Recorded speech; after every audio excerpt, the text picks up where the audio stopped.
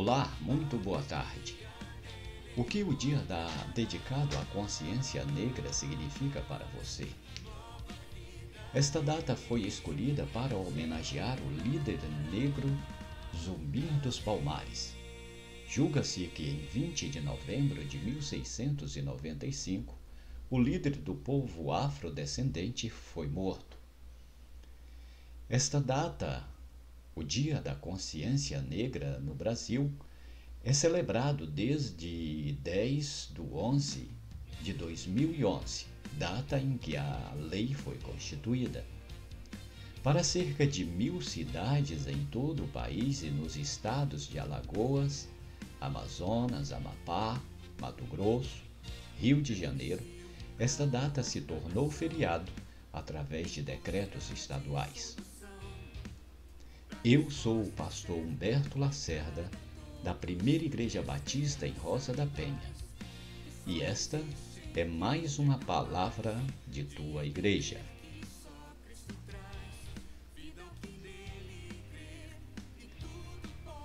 Todos somos iguais. É importante compreendermos isto. Não há diferença estabelecida pelas regras da cor da pele ou da posição social.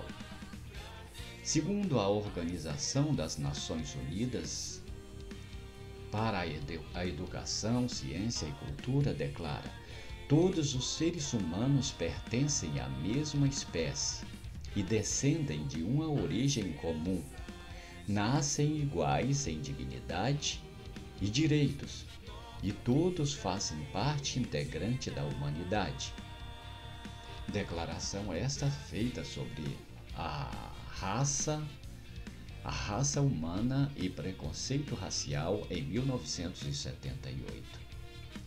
A Constituição Federal nos declara: todos são iguais perante a lei, sem distinção de qualquer natureza, de acordo com a Lei 9.459 da mesma, declara que o preconceito racial é um crime. Claro que nós sabemos e não somos românticos o suficiente para entender que a lei estabelecida no papel, que a lei na Constituição, seja suficiente para nos levar a uma qualidade de vida sem preconceitos. Mas a questão aqui é: o que a igreja cristã faz em relação ao preconceito racial? O que estamos fazendo? A primeira coisa que precisamos levar em consideração é o que a Bíblia diz a respeito de preconceito racial, a respeito da consciência negra propriamente dito.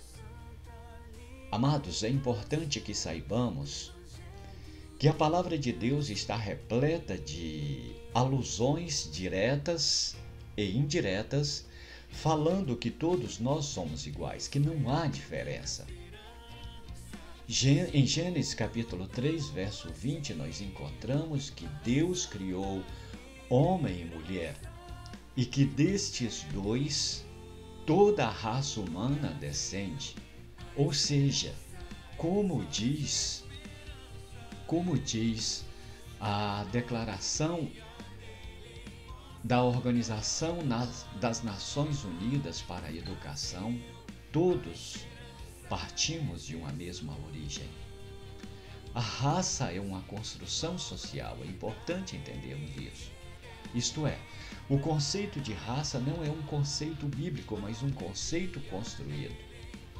Como podemos observar, em Gênesis capítulo 17, verso 26, nós temos a seguinte expressão: e de um só sangue fez toda a geração dos homens, para habitar sobre toda a face da terra, determinando os tempos dantes ordenados e os limites de sua habitação. Como você pode ver, Deus, através de sua palavra, nos ensina constantemente a respeito do fato de que somos iguais, de que não há diferença. Mas por que então que sempre temos que lutar contra essas ideias? Por que nasce, por exemplo, a ideia da raça puritana, como alguns quis pregar, ou como até mesmo alguns quis implantar no mundo?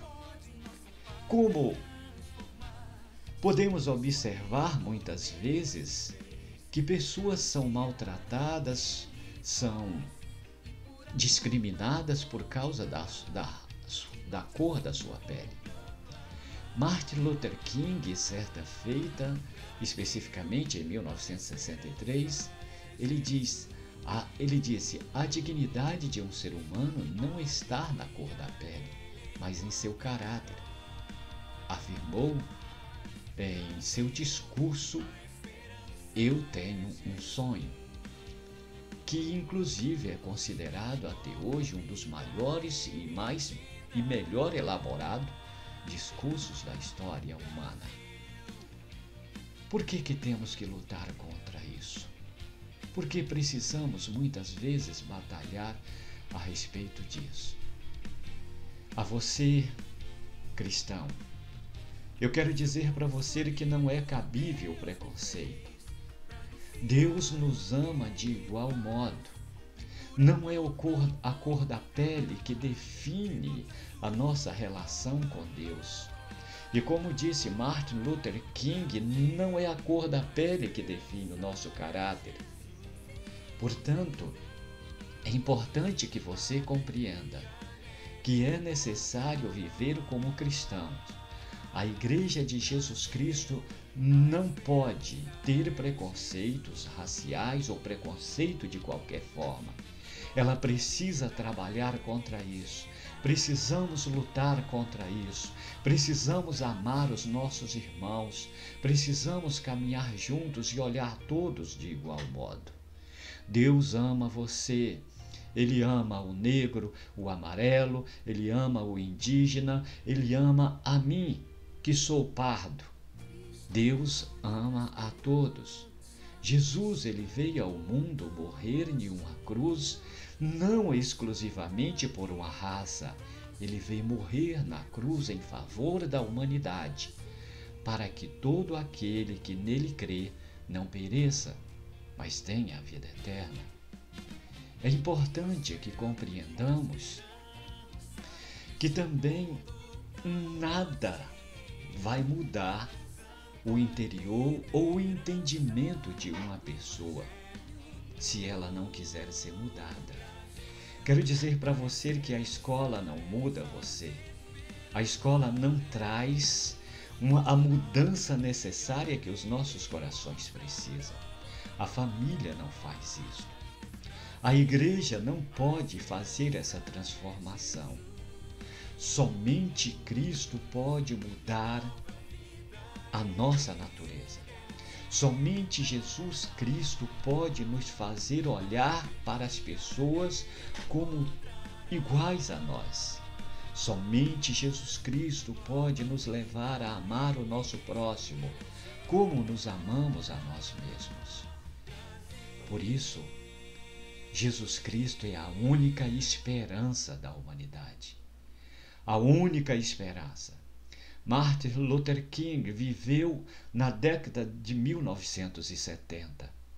Até hoje, os Estados Unidos lutam contra o preconceito. Zumbi dos Palmares viveu no século XVII. Até hoje, o mundo luta contra o preconceito. Nós vemos constantemente essas coisas acontecerem e nos perguntamos: o que falta para mudar de verdade? E eu te respondo: falta uma transformação promovida pelo Espírito Santo, promovida por Deus, Somente Ele muda o nosso caráter. Somente Ele tem poder para fazer de nós novas criaturas. Somente Ele pode nos tornar irmãos de verdade. Entrega a tua vida a Jesus. Deixe Ele transformar você. Permita que Ele possa caminhar com você e te possa fazer com que você seja uma pessoa desprovida de preconceitos, desprovidas de ódio, desprovida da incapacidade de olhar o outro como teu irmão, como teu semelhante. Senhor Deus, toma em tuas mãos a tua igreja, Pai, e permita que possamos sentir dia após dia que somos criados do barro, todos da mesma forma, e que de forma semelhante, Senhor Deus, na criação somos irmãos.